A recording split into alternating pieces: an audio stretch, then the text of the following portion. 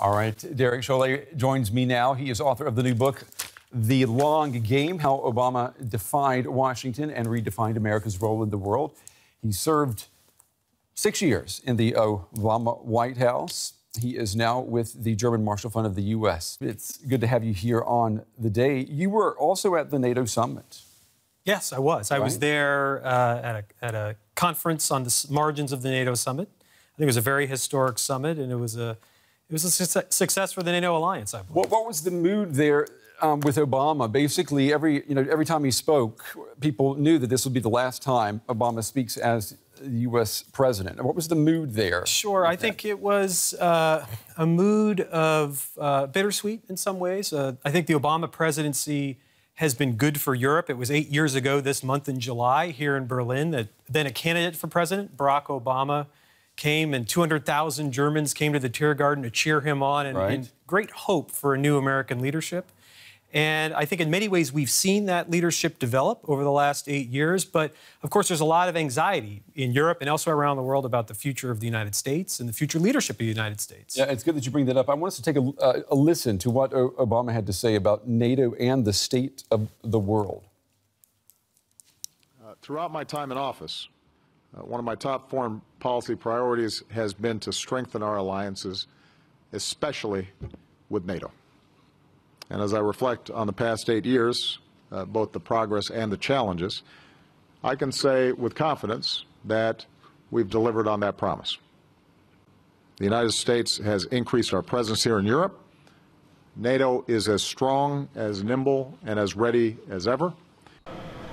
Recent terrorist attacks have shaken America and France and Belgium and Turkey. Migrants who are seeking refuge, many from war-torn countries, are flocking to Europe. Russia's aggression against the Ukraine threatens our vision of a Europe that is at peace. And a vote in Britain has raised questions about the kind of Europe that we're going to see in the years ahead. So, there we basically have the U.S. president laying out huge problems in the world. What shape is the world in 8 years after the Obama doctrine or Obama's foreign policy? Well, the world is full of huge challenges. Challenges here in Europe. We're seeing challenges from the East and Russia, challenges from the South and Middle East and North Africa, and the instability emanating out of that part of the world. And of course, challenges from within. Your previous segment was all about the future of the EU and whether the United Kingdom itself will remain a member of the EU or if the United Kingdom itself will continue to exist if Scotland were to go independent.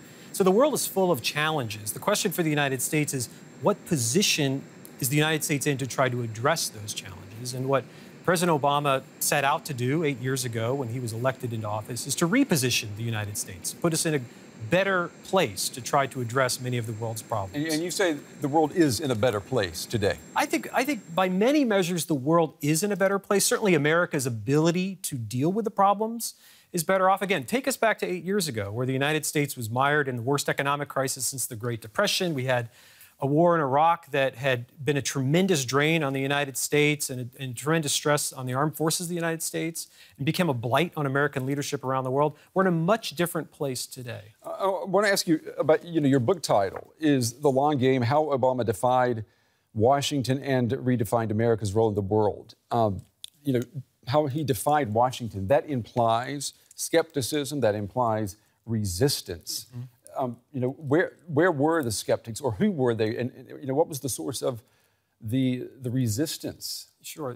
This is something I really try to get at in this book, which in many ways Obama has been trying to defy the Washington establishment since he first ran for president. Of course, he came to national prominence in 2002 when he famously gave a speech against the Iraq War, when many in the Democratic Party were standing in solidarity with the Bush administration in favor of the Iraq War. And so President Obama has been skeptical of what is often passes for Washington wisdom. Now, that's not to say that He's been entirely against Washington. There are many very experienced Washington people, among them Hillary Clinton, who served loyally in his administration and were partners of his in trying to reposition America in the world. I mean, he brought a lot of the Washington insiders in, right? Yes, Joe Biden, his vice president, who's been extremely effective and influential, is someone who spent his entire adult life in Washington. So where's the criticism coming from then? I mean, well, I think obviously there is criticism entirely from the Republican Party. I mean, this is a party that essentially has been against everything Barack Obama has tried to do as president at home and abroad, but also from many in the overall foreign policy establishment, Democrat and Republican alike, that are critical of many of the things he's done. One of the central struggles, I think, of his presidency has been his attempt to play what I call a long game, actually being strategic, making very difficult trade-offs for what America is doing in the world, but doing that in the face of resistance desire for him to do more at the moment on any number of problems. I mean, you said earlier that if you were putting this maybe in trading terms, he's definitely not a day trader. He's someone who's putting money in a mutual fund and he wants it to sit there for 20 years, which is, I think, is valid. But let's consider what's happening right now. We've got the U.S. announcing today more troops are headed to Iraq. Right. We've got Syria, which remains a disaster. That's right. Afghanistan moving backwards. The same for Libya. Right. I was reading in your book, you admit that the collapse of the Iraqi army and the rise of Islamic State, both of those things even surprised the White House. Sure.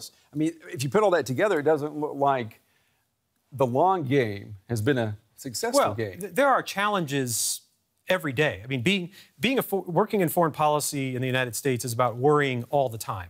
And particularly in today's world where every day there's something new arising, it's constantly dealing with crises. So there's no question that there have been deep struggles inside Washington about what the United States should do in the world, and that it's not an unblemished record of success. However, the question to me, and I think the question for President Obama, has been, how can we best position the United States to deal with those challenges? Yes, it's true that American forces are still in Iraq today. But those forces are carrying out a very different mission than they were carrying out in 2008. Yeah. They're in much smaller number than they were in 2008. It's a deployment that is sustainable for the United States in the future. And I would argue it's a good investment for our security to try to continue to build up the Iraqi forces so eventually they can take control of their own lives. What can the next president glean from, obviously, the long game? And what I would also argue, has been a big learning curve for the White House, as it is, I assume, for every president. Right. But let's assume that the next president is going to be Hillary Clinton.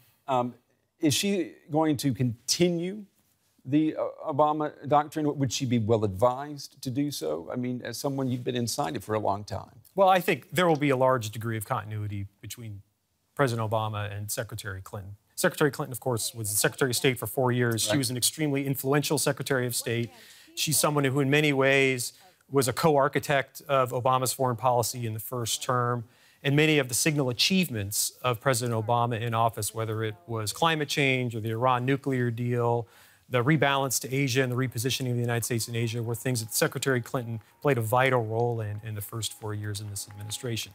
So are there differences between the two? Sure. There are different people. There are two extremely smart folks who have deep experience, and she's articulated some of those differences already on the campaign trail. But I think the story between Obama and Clinton on foreign policy will be a large degree of continuity.